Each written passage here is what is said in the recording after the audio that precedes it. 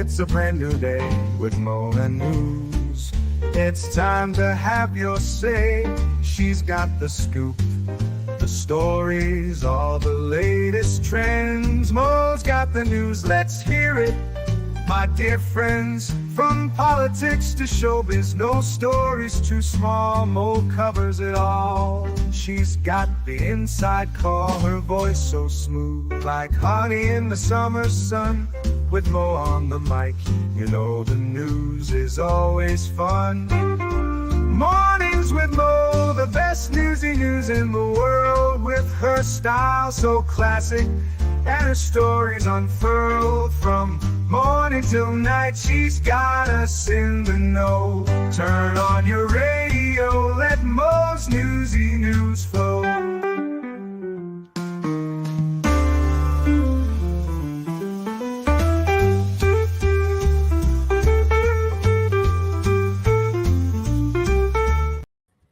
Good morning, everyone. It is July 1st. Thank you, Wolfram, for doing all of the lovely mod things that you do every morning and every stream.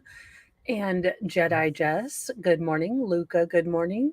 So we have a lot of news today. I am wearing pink, so hopefully we will get a Karen Reed verdict today, or she will let these people, the jurors, leave with their undecided votes, because I don't know if I can do 3 weeks of jury watch. But that is a hope. Our first story I find absolutely re-doggone ridiculous, so I put it first. The mother of slain U.S. hero Pat Tillman slams the decision to honor Prince William with her son's award. I'm shocked.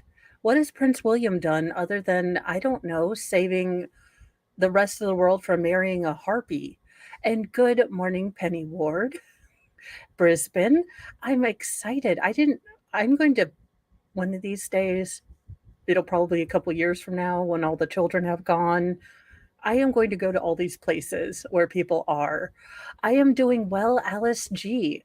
So, yeah, Prince Harry should not get the Tillman Award. What the actual heck? The mother of U.S. hero and former NFL player Pat Tillman slammed ESPN's decision to honor Prince Harry with the award, named after her son. Thank you, Jeffrey, for our, mandatory mediocre Monday morning. I know, I had to search and search, and I finally found this lovely little thing that isn't too hot. So, because I have a lot of like winter clothes, but not a lot of pinky summer clothes, because pink is not a color I commonly buy things in. Mary Tillman says she was never consulted by the sports network to give the Duke of Sussex the Pat Tillman Award, which honored the late NFL safety turned Army Ranger who enlisted after the September 11th terrorist attacks. I was shocked as to why they would select such a controversial and decisive individual to receive the award, Mary told the Daily Mail. So it's not a presidential award, it is an ESPN award, but still, this guy has done nothing but save us from, having to marry Meghan Markle, which again is, kind of a win for humanity, but he does not deserve the Pat Tillman Award. Well, he did dress up like a person from, WW2 who wore Hugo Boss. So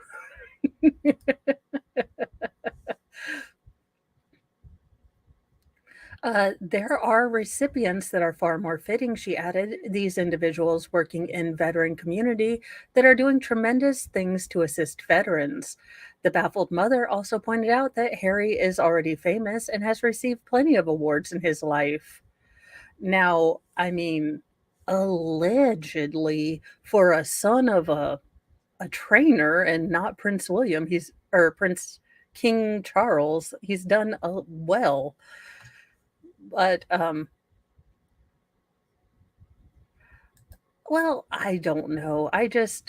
He just doesn't seem, again, There are ways to deal with the fact that your family doesn't like your wife. I don't know if writing a tell-all book where you speak the most California, therapist language is good, but, not not really applicable in this. The Pat Tillman Award has often been given to unsung heroes, the last year's recipient being a Buffalo Bills training staff who received uh, who revived Damir Hamlin, who suffered a cardiac arrest in the middle of the game. So here is Pat Tillman's mother, and she is all the confused as to why Prince Harry needs an award from his name. Mary's condemnation was echoed by ESPN analysis. Pat McAfee, who got out of his own way and putting his foot in his mouth about the WNBA, to, hot take on this one, who accused his own network on Friday of, quote, trying to piss people off for picking Prince Harry. It's going to be Prince Harry, McAfee said on his talk show. I who I don't even think is a prince anymore, right? He said, "Don't call me that." See, why does the ESPYs do these kind of things?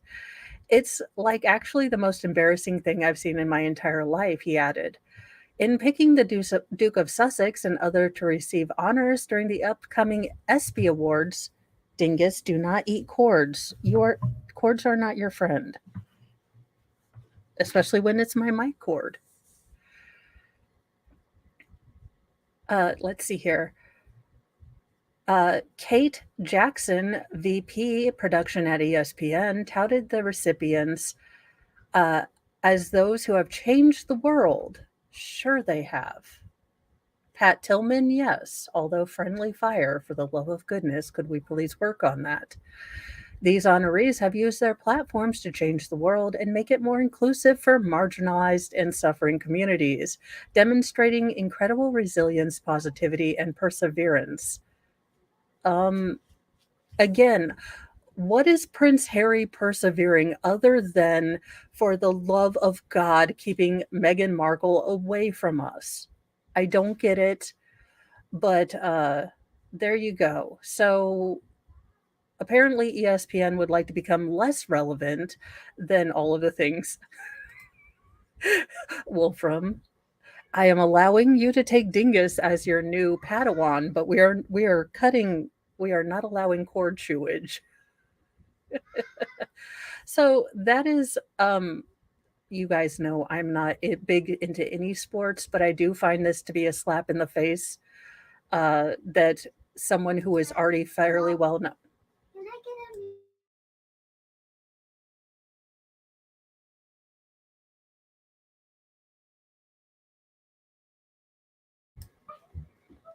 For the love of all that is Cheetos.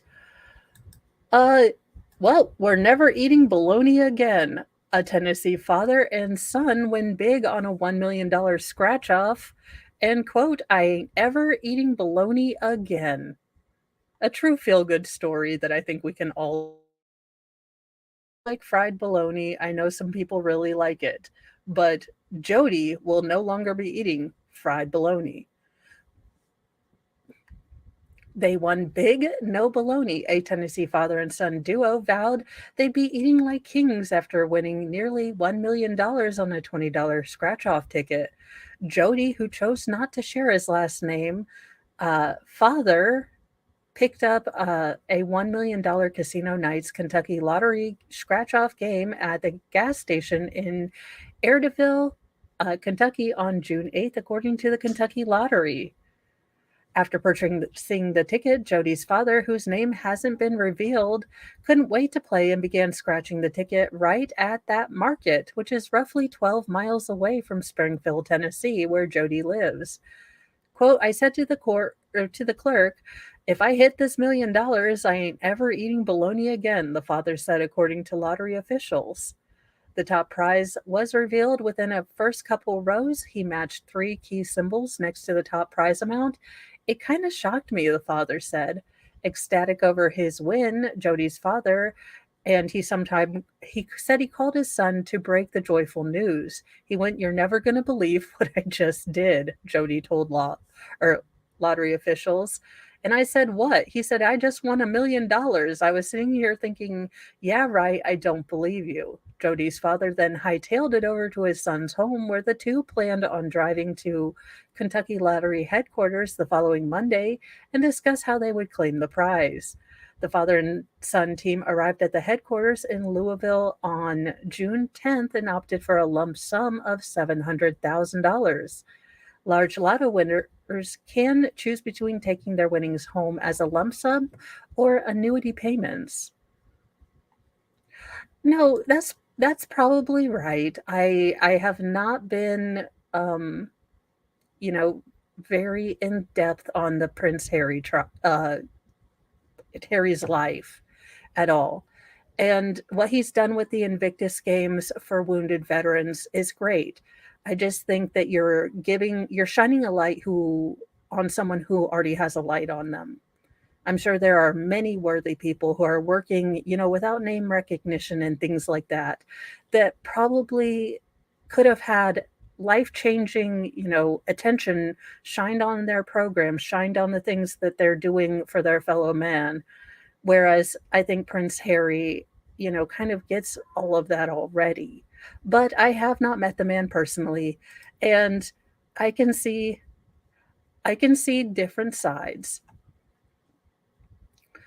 While at the headquarters to claim the prize, finding out that they had won the life-changing amount of money didn't stop the father from performing chores around the house.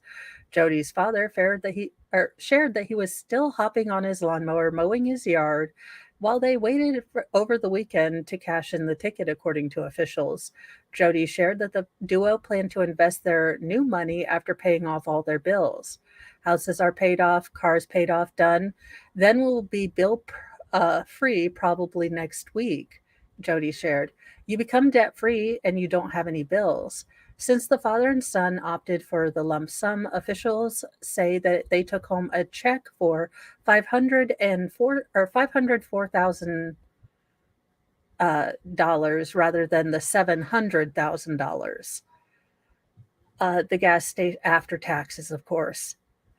The gas station where the lucky ticket was bought will also receive a check for $7,000 for selling the winning ticket. So there you go.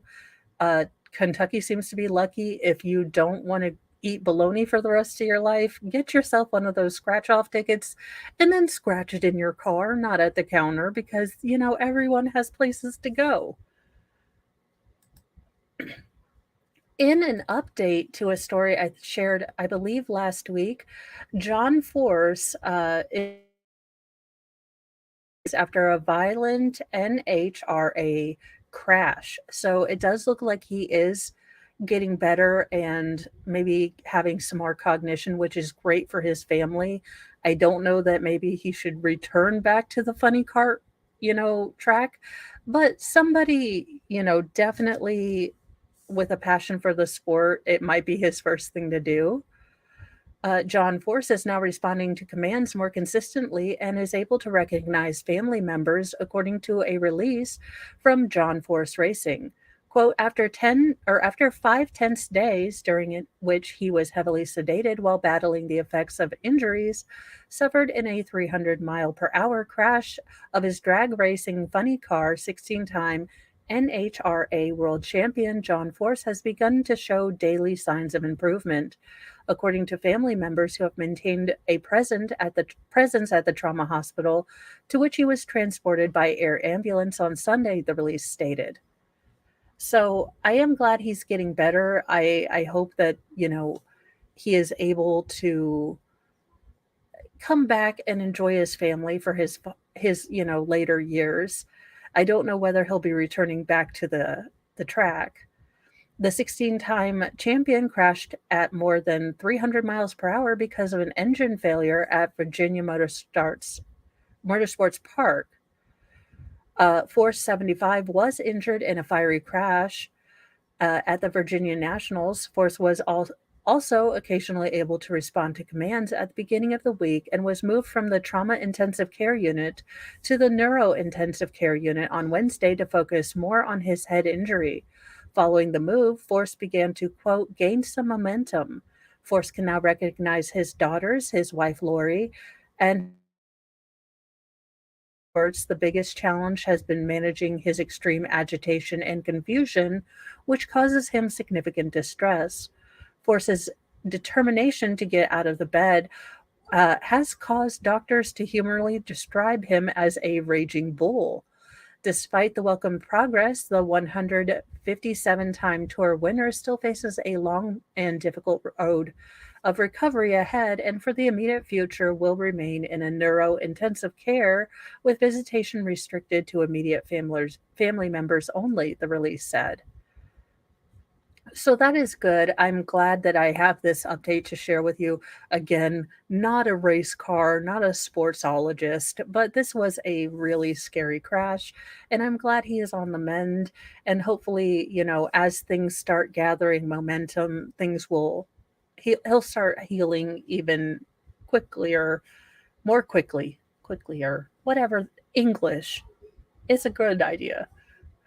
In another John story, who would have thought that, John Wayne playing Genghis Khan would be a flop? But it's more about where the story was filmed in so much as it was a giant flop. The 1965 movie, The Conqueror, is infamous among cinephiles, both for its casting of John Wayne as the Mongolian warlord Genghis Khan, and for the suspicious number of deaths that followed its filming downwind of a nuclear test site. Nearly 70 years later, the makers of the documentary, The Conqueror, a Hollywood fallout, hope to tell the story of the effective downwinder community at St. George, Utah, near where the film was shot, and their federal compensation for radiation exposure is on the line. At the time, The Conqueror, filmed in the Utah desert just outside town, the town of St. George was 137 miles downwind from the Nevada test site, where federal government conducted more than 900 nuclear tests. The Atomic Energy Commission, or AEC, for years insisted to locals there was no danger, and when ranchers' sheep began mysteriously dying, the federal government blamed it on the ranchers' negligence. Good morning, Christy Marie and Wicked Wookie. Uh, of course they did. The government's like, no, it's not that pesky nuclear testing. Did you feed them? I'm sure it is. But after the movie was shot, observers noticed the high rate of cancer among people involved with the filming. 91 of 220 crew members developed the illness, and 46 died. Director Dick Powell and stars Wayne, Susan Hayward, and Agnes Moorehead all eventually died from cancer as well. While Pedro Armendez Sr., an accomplished Mexican actor and the only non white member of the film's main cast, died by self deletion when his cancer became terminal. What started as a lark about this terrible movie became something else as I was researching about the atomic testing and all that. My goal was to see how I can try to do this in the most entertaining way possible so that a general audience can understand what happened, he said. He noted that many of the most absurd features of the 1956 movie, such as the flowery pseudo Shakespearean dialogue written with Marlon Brando in mind, that sounds extra ridiculous in the mouth of the Duke, added some levity to what otherwise would have been a straightforwardly depressing story. The movie notes that eccentric billionaire Howard Hughes, who produced The Conqueror may have exacerbated radiation exposure during filming by having 60 tons of irradiated desert sands delivered to RKO Pictures soundstage in Hollywood to film interior scenes. Well, I mean, if you don't get it from the test site, you have to bring it home to Hollywood. Thank you, Grumpy Granny. I mean, we have semi Shakespearean. I need to watch this movie now. I think it will be a glorious dumpster fire of which likes I have never seen except, well, Dude, Where's My Car? Epidemiologists have warned of the difficulty of defining definitively identifying a single cause for one cancer. Wayne himself was skeptical of the connection between the filming and the disease striking the cast and crew, noting late in life that Powell, and Armendez were all heavy smokers. But Hayward and Powell both died in their 50s, a notably young age to develop cancer, and as the documentary makes clear, the residents of St. George developed cancer during the same period, and it included young children. Hughes said he later felt guilty as hell about the production of the movie as he became increasingly reclusive, and he bought every print of it and watched it on a loop in his hotel suite. Ultimately, questions surrounding Wayne's death that first surfaced in People magazine led Utahns to believe or to begin investigating a potential connection between their medical histories. The declassification of internal AEC documents followed, and strenuous lobbying by downwinders won former Utah Senator Orrin Hatch to their cause, culminating in a 1990 passage of the Radiation Exposure Compensation Act, or RECA, which has recently expired.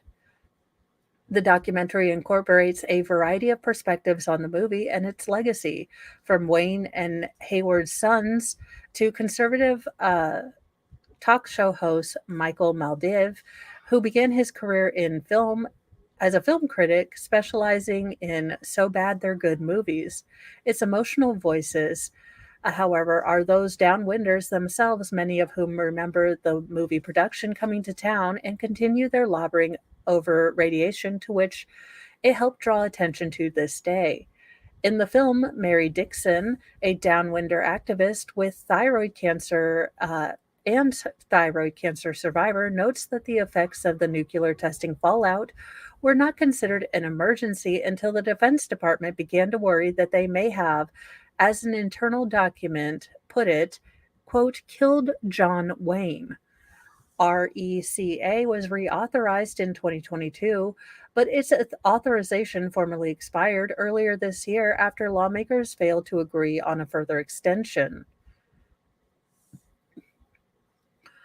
Nunez's documentary comes weeks after authorization for RECA officially expired. Exactly a year ago, sponsors of the expansion bill hoped to take advantage of the buzz surrounding Oppenheimer, Christopher Nolan's biopic of the physicist, who helped develop the atomic bomb, not atomic bong. That would be a different story, and that I think involves Cheech and Chong. So hopefully this, documentary filmmaker wants to shed light. I think that the government should take responsibility. We know that these things have a half-life. We know that they are carcinogenic. I don't understand, but we are again waiting on Congress to do good things. So I'm sure they'll get right on that. In absolutely send straight to Snake Island. Do not collect, $200. Do not, call your mom.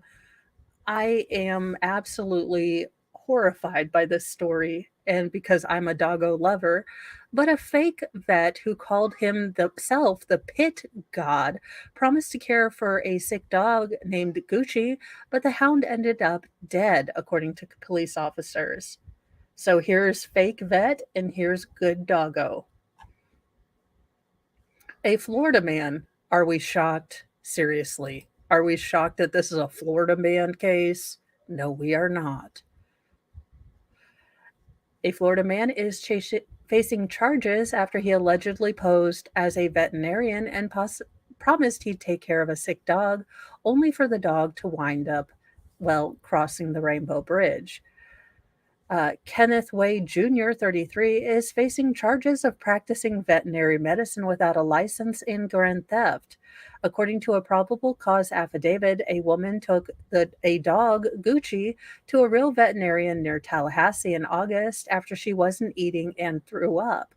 The vet told the owner that the dog had an obstruction in her stomach and would either have to be passed through the bowel movement or would need surgery.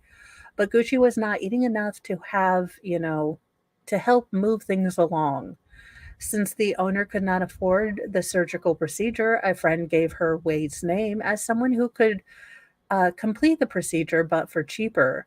Wade allegedly told the owner he would take care of the procedure. He reportedly said he would charge her $350 and required $175 up front.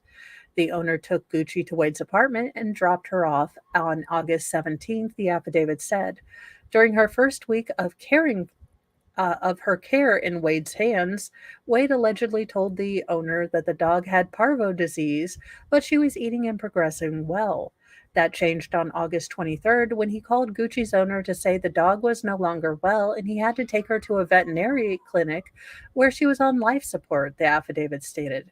A few days later, Wade reportedly told her that Gucci had miscarriage which the owner found odd because the vet never mentioned anything about the dog being pregnant, according to the affidavit. The owner showed up at Wade's apartment on the 27th, but Gucci wasn't there. He claimed the dog was at a veterinary clinic where he worked, but couldn't give Gucci's owner the name of the clinic. Gucci's owner contacted the Tallahassee Police Department, which began investigating. In the meantime, the owner got a hold of Wade and told him she wanted to pick up the dog from the clinic and take her to a trusted vet. Wade allegedly responded with a short video of Gucci laying motionless on top of a blanket, not moving, and said that the dog had passed away, according to cops. Dude, you are going straight into the sun, catapulted. People like dogs more than they like people. Sir, you have picked the wrong victim. I hope Gen Pop knows what you did. Allegedly in Minecraft. Wade also reportedly gave police the runaround about the location of the dog. He allegedly told the officers that he worked at Oakwood Animal Hospital, but when they checked out that information, the clinic said no one named Kenneth Wade worked there. Detectives also contacted the vet who originally diagnosed Gucci, and while he said he couldn't provide specifics without the owner's permission, he told the officers it would be extremely unlikely that a vaccinated dog would just catch parvo. The vet also said he would have alerted the owner if Gucci had a terminal illness, which was not the case. During subsequent interviews with detectives, Wade allegedly said he provides veterinary care to owners who can't afford expensive procedures.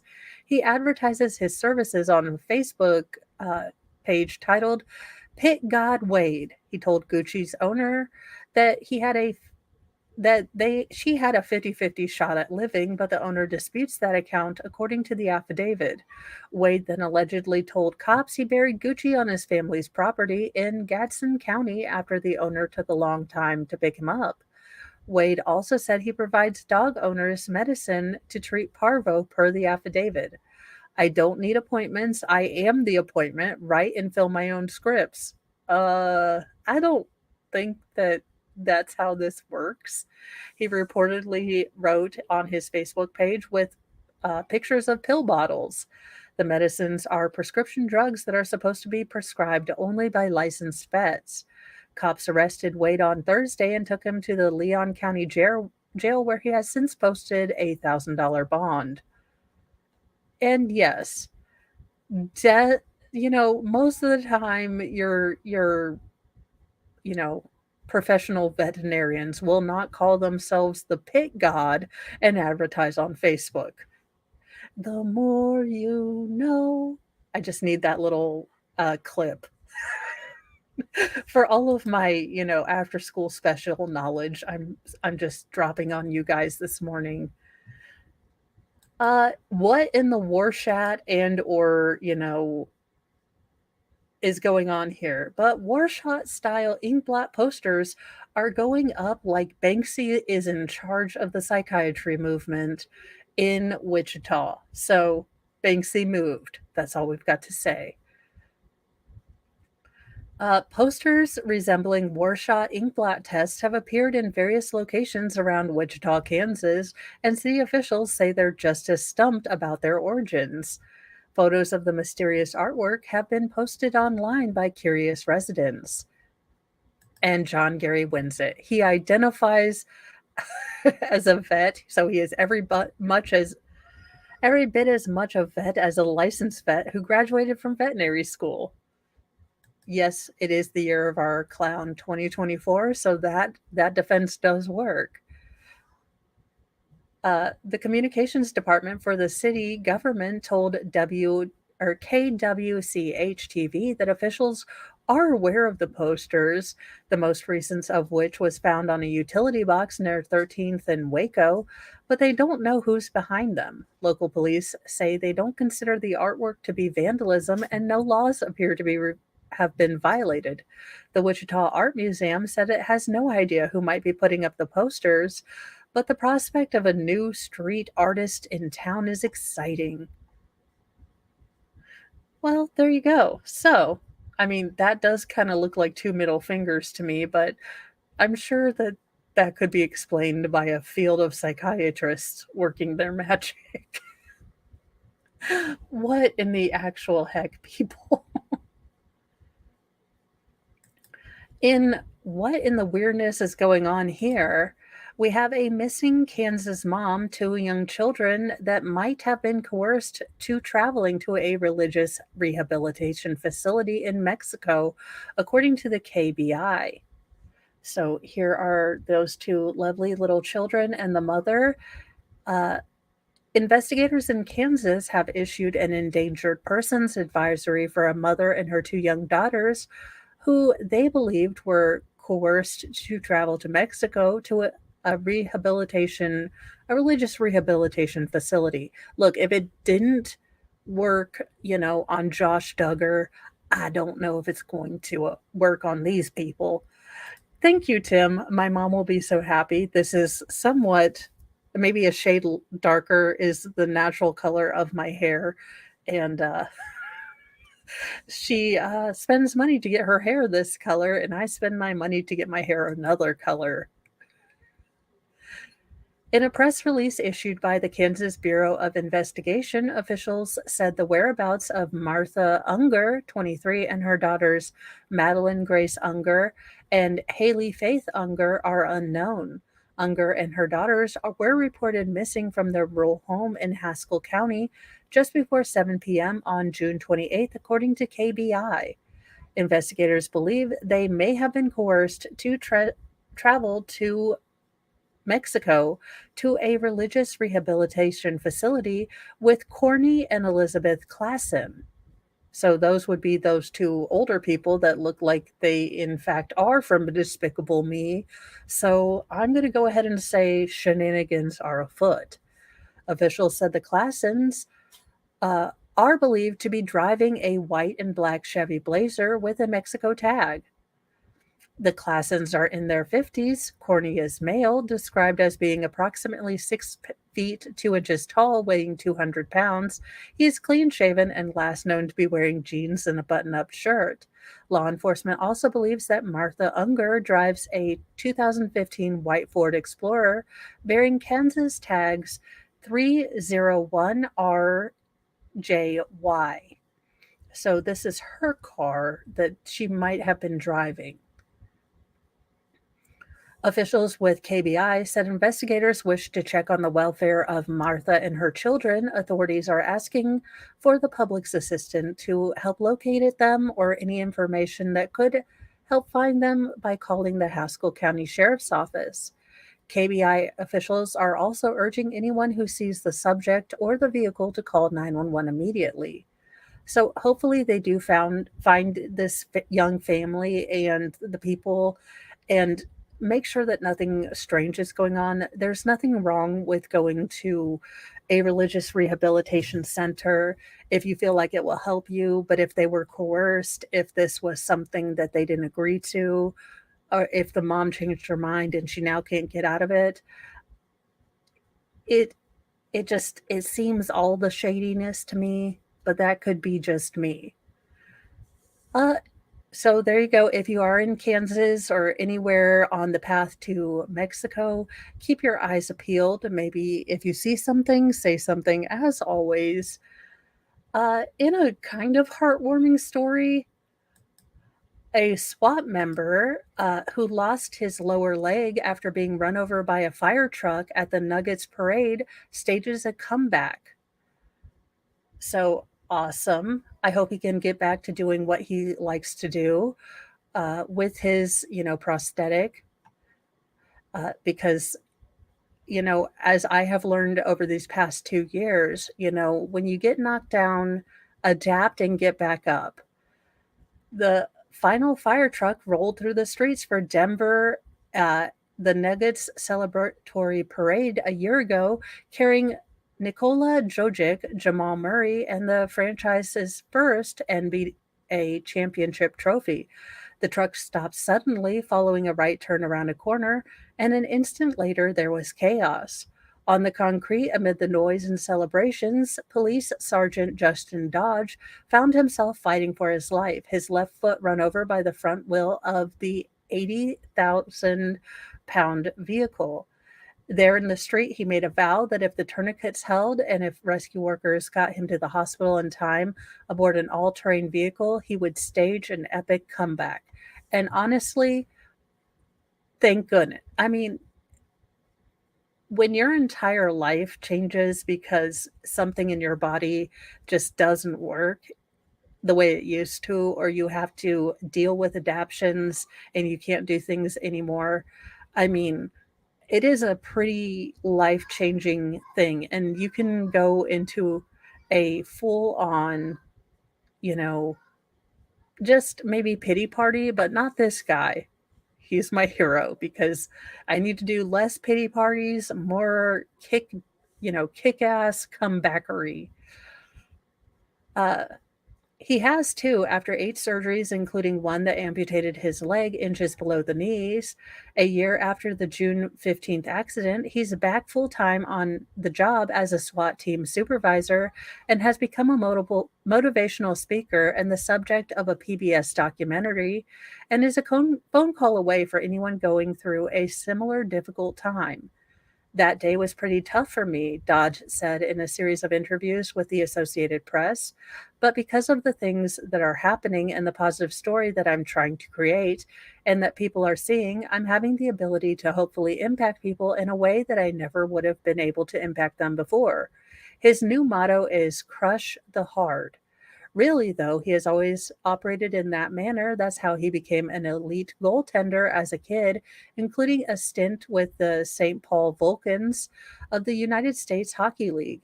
That's how he rose to the ranks of a second degree black belt in the martial arts discipline of Brazilian Jiu Jitsu. And that's how he returned to full duties with the SWAT team 4 days before the 1 year anniversary of the accident.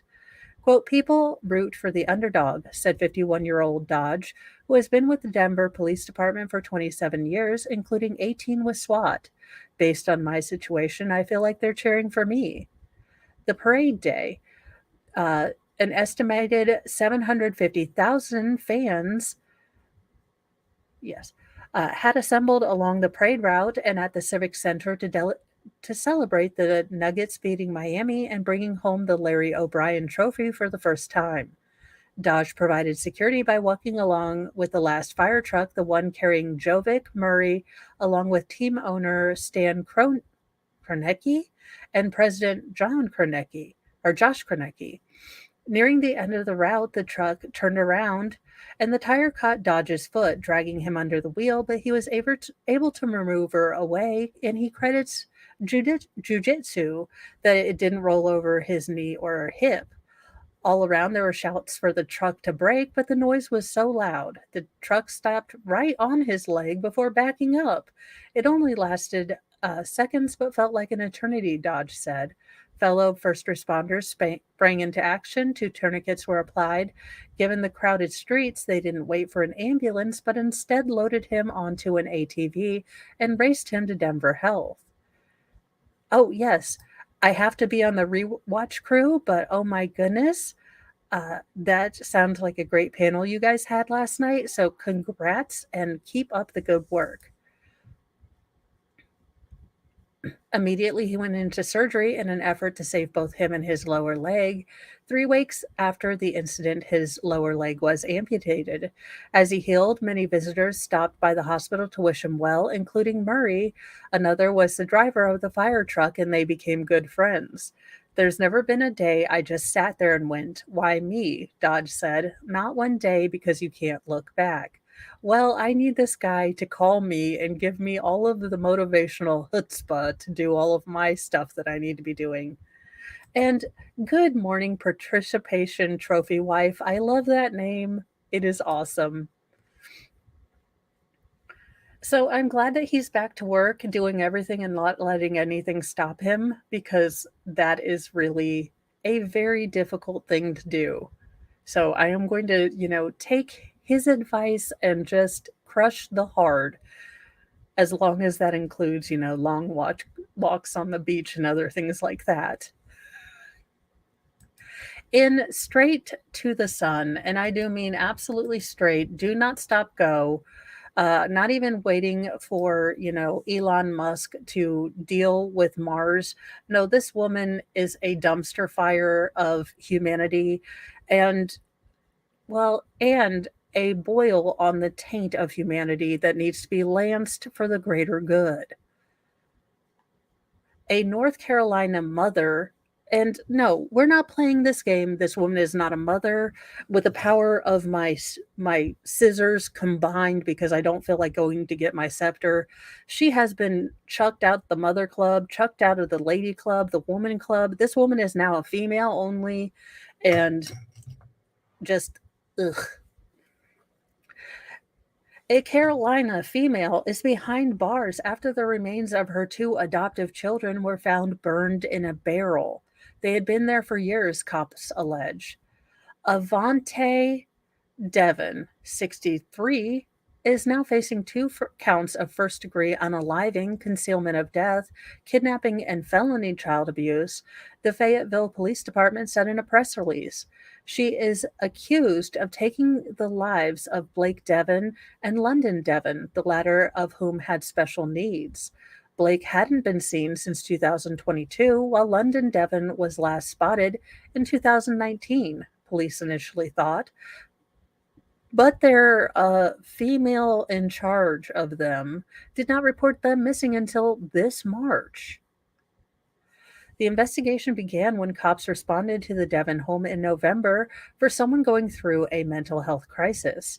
Fayetteville Police Chief Kimberly Braden said Wednesday at the press conference. A person who had the crisis later told detectives that he hadn't seen his brother Blake Devlin in 5 years, and the last time he saw him, he had a broken arm, Braden said. Police began investigating and later learned another person in the family, London Devon, was also missing. The mother had adopted 3 boys and 2 girls, including London Devon, who required assistance. Sergeant Jake Locklear said Aventi Devon tried to throw investigators off the right trail. Initially, she was giving us a story that Blake was possibly at a Buddhist retreat in the mountains. Yes, because that's where every single person sends their child, a Buddhist retreat in the mountains. The mother also gave the same story to a 911 dispatcher when she reported them missing in March. Quote, he's generally religious. He used to go back and forth about a Buddhist retreat, but this time he never called back. My daughter did one once for 6 months and she called, and so I thought it was okay. He's really independent, strong and brave and bossy, so it's not really unlikely of his character. Seriously, so a little kiddo took himself to a Buddhist commune. Are you, why, ma'am, you could have said the Hare Krishna, but no, or the Branch Davidians. Further investigation showed that this was a lie, Locklear said. With the help of FBI, cops searched the home where the family lived from November 2016 to June 2019. On the property, detectives found a burn barrel with partial human remains, authorities said. Last week, the results came back that the remains belonged to 2 people, a female aged 15 to 19 and a male aged 7 to 10. The female was identified as London Devon, while the male is believed to be Blake Devon. So at the age of 7 to 10, he was going off on a freaking, and this woman, okay, we're going to go full on petty, but this woman looks like a Yautja predator. Like all she needs is to be a little bit greener and have the mandibles that open up, which I maybe allegedly she has because, I don't know why, but she has the most, and why is it always the no wire hanger eyebrows? Every single freaking time we see one of these moms, it's no, More wire hangers. According to Locklear, investigators believe that the mother would force the kids into a dark room and give them little to no food. Avante Devon allegedly said the kids would earn food by writing hundreds of paragraphs to apologize for their behavior. Locklear said after the boy and woman died, she made someone from the home help her dispose of the bodies in the burn barrel. They likely died somewhere or sometime before 2019 when they lived in the home where the remains were discovered, according to Locklear. Avante Devon is being held at the Cumberland County Detention Center with no bond. Good morning, Aaron Olivia. And I do hope that general population knows what she did to innocent children, because sometimes it's Gen Pop justice. And no, participation trophy wife, that is not something you need to apologize for, because I have wondered why Chandler didn't use the green egg smoker instead of a tiny teeny, fireplace, instead of an item that was actually used. Never mind. It's Monday. I'm gonna try to be good, because if I'm too satirical, if I'm too absurdist, the universe is not going to let us get a verdict today. I just know it. So I'm trying to be better. But absolutely no respect for this woman. I hope they find all the evidence. She is innocent right now, but she is guilty of being a terrible human being, in my opinion. Well, another Florida man. And who are we shocked? A Florida man who swam to an island after allegedly attacking his girlfriend was tracked down by police and arrested in a video. Well, I mean, I don't know. John, for $5, thank you. I just read an article on microplastics found in peens, and I'm scared now. I don't know. I think it's just another scare tactic, but who knows? I would think plastic is bad anywhere, but I can understand why you would be terrified that it's jungular related. So I will work on the microplastics as soon as I'm, you know, voted in president of the United States this year. A Florida man was arrested and charged with aggravated battery after he allegedly hit his girlfriend in the head with a bottle of vodka, choked her, and fled. After using both his hands and a rope to attempt to, well, give her a neck hug, bystanders who saw him chasing her were temporarily able to pin him to the ground to prevent Joyner from causing more harm. The Port Orange Police Department said on social media. Jarrell Joyner then fled and swam to an island along the intercoastal waterway on the state's Atlantic coast June 23rd, according to police. I mean, he's like, no, you aren't catching me. I'm not running, I'm swimming. Body cam video footage shows officers being taken to an island on a Florida Fish and Wildlife boat and Joyner being arrested after he was found hiding inside a tent. Well, he had this planned. Joyner was charged with aggravated battery with a deadly weapon, domestic battery by strangulation, and felony battery. Because as you do, you plan your crime and then you have your own island getaway. It's almost like he thought this through somewhat. I know. And how dare you use vodka against its, normal purpose, which is helping comfort us at the end of day 26, no verdict. Police said Joyner's girlfriend likely broke an arm during the confrontation. So this is a dumpster fire human again, not as bad as to need, straight catapult into the sun, but definitely I believe we have a place for you, sir, and it is called Snake Island.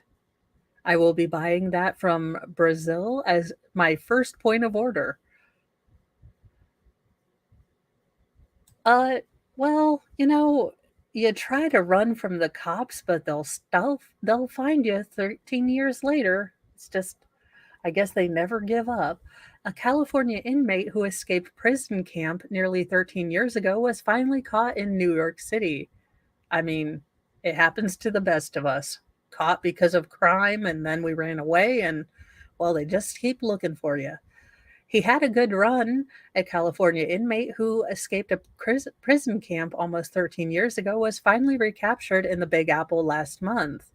Eduardo Hernandez, 42, was in the middle of his prison term for an armed carjacking when he broke out of the Delta conservation camp before dawn on November 15th, 2011, according to the California Department of Corrections and Rehabilitation. Hernandez was taken into custody after more than a decade without incident in New York City on May 20th and is expected to be hauled back to California, where he will once again land in prison, correction officials said. More details about his arrest were not provided by California officials, and an email to the NYPD was not immediately returned Sunday night. Hernandez's case will be turned over to the Solano County District Attorney's Office for possible escape charges. The fugitive initially started a 13-year prison rap on August 4th, 2015, and had served 6 years before his escape. He and another inmate were last seen around 4:30 a.m. on November 15th, 2011, at the minimum security Delta Conservation Camp in Suisun City, wearing an orange blaze colored jeans and shirts with CDCR prisoner across the back, CBS News Sacramento reported at the time.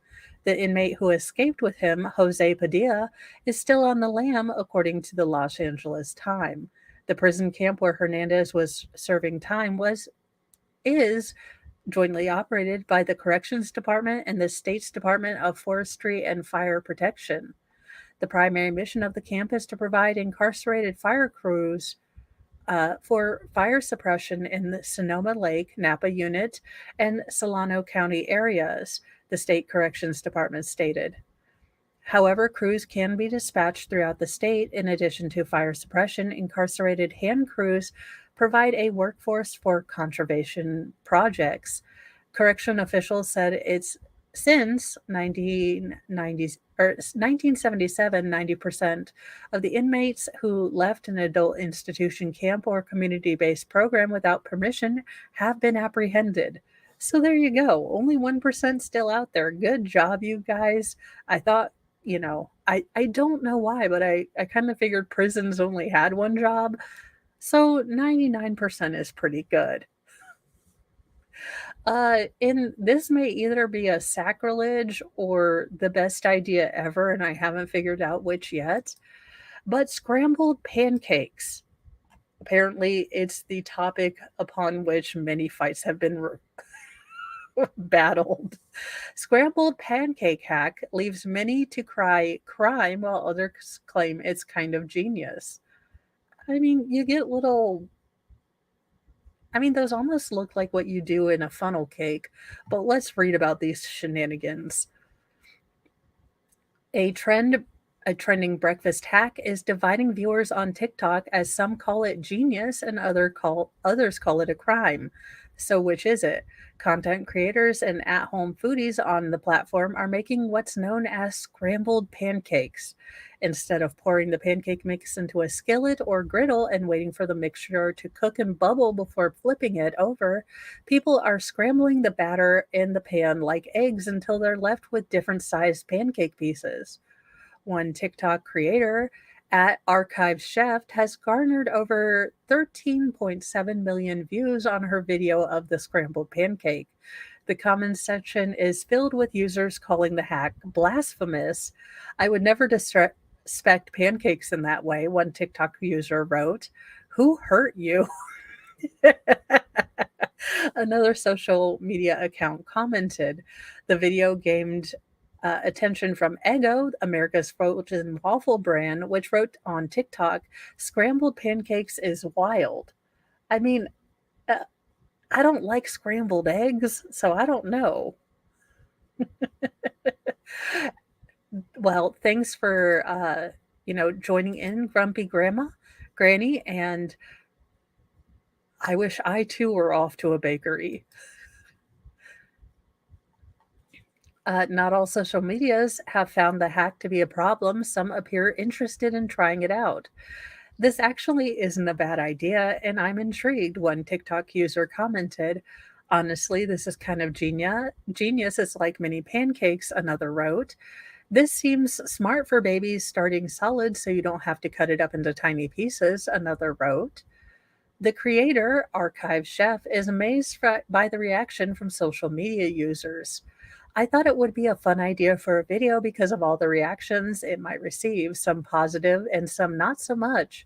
The user, who is from Southern Pines, North Carolina, told Fox News Digital, uh, the idea of scrambling pancakes is so out of the box, I knew it would be fun to try and entertaining for my viewers. It turns out that the idea of a scrambled pancake is not brand new. It's been around since the mid 19th century in Austria. Oh no. Kaiserschmarrn, and I'm sure I just did a hate crime there, but that's what I read. Or imperial mess is a traditional dessert originating in Austria and found throughout Germany. So it looks like the Germans did it first. And welcome, Shizzy Raiders. Many TikTok users compared the breakfast hack to the European dish. This is called that word I sort of said in Germany. It's a delicacy, one user commented.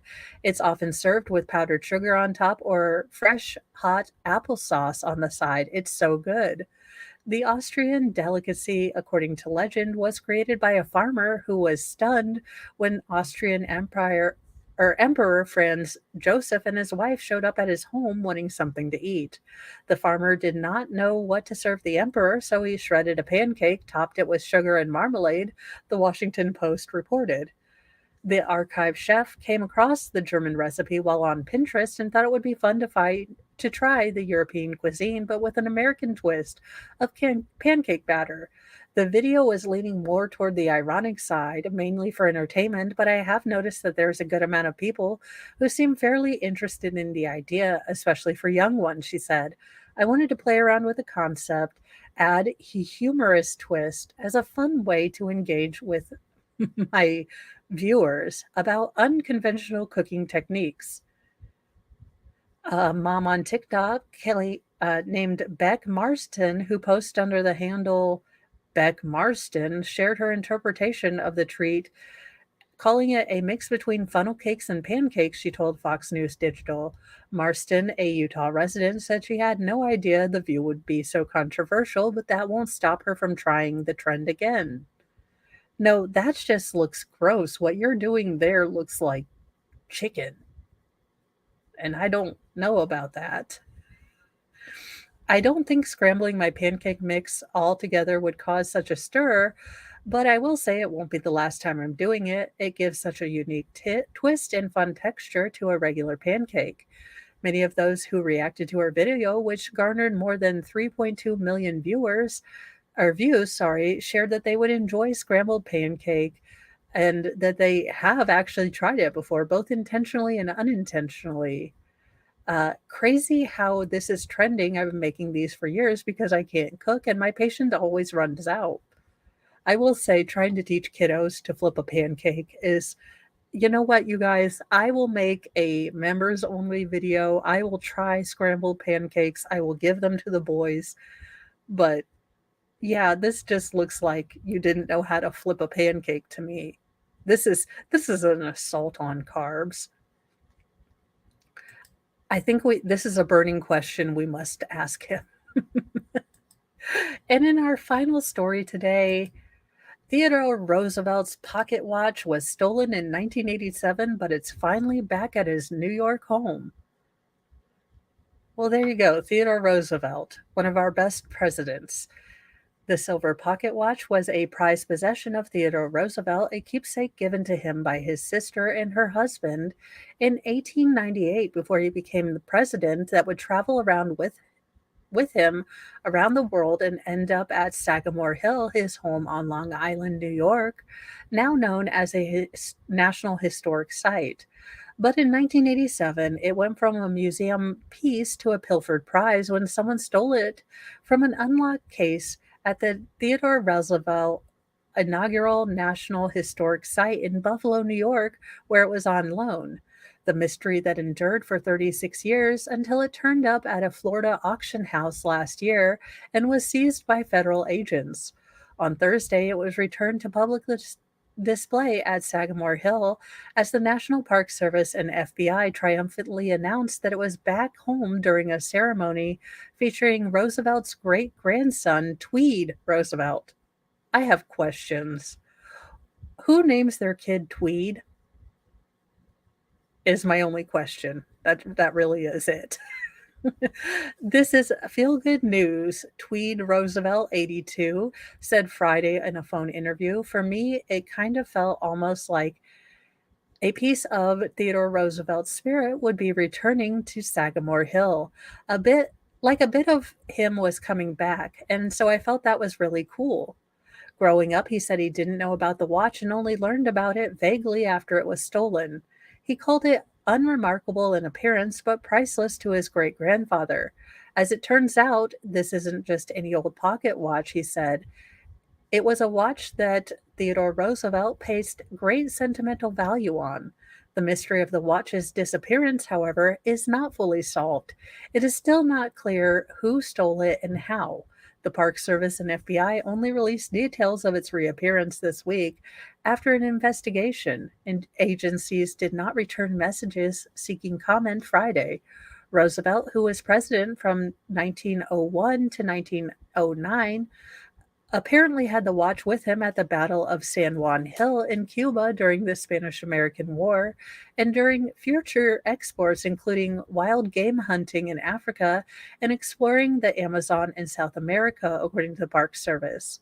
The watch, which was made by the now defunct Waltham Watch Company in Massachusetts, appears like many pocket watches of its day, with a plain silver exterior and no etchings, but the inside reveals its significance with the engravings that said Theodore Roosevelt and from DR and CRR, not Creedence Clearwater Revival, although that would have been funny.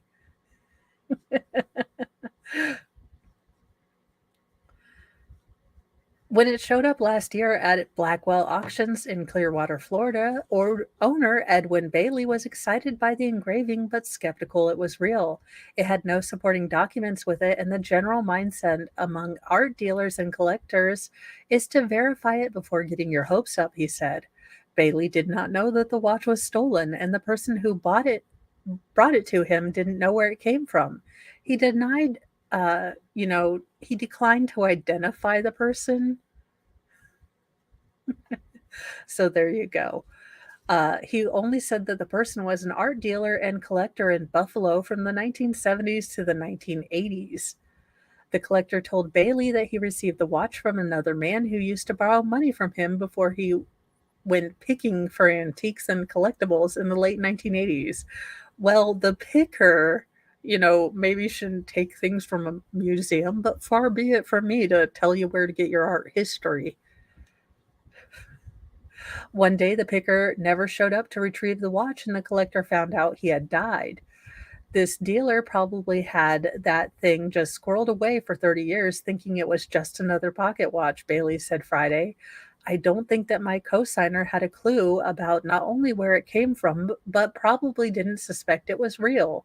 Bailey said he researched the watch for weeks, poring through Roosevelt's writings and online archives, trying to come up with definitive proof that it was authentic. He said he found several bits of evidence that made him believe it was. The FBI, Park Service, and Sagamore Hill officials would later confirm it was the real deal. In a note to his sister in May 1898, Roosevelt wrote, "Darling Corinne, you could not have given me a more useful present than a watch. It's exactly what I wish for the watch and for his many, many kindnesses."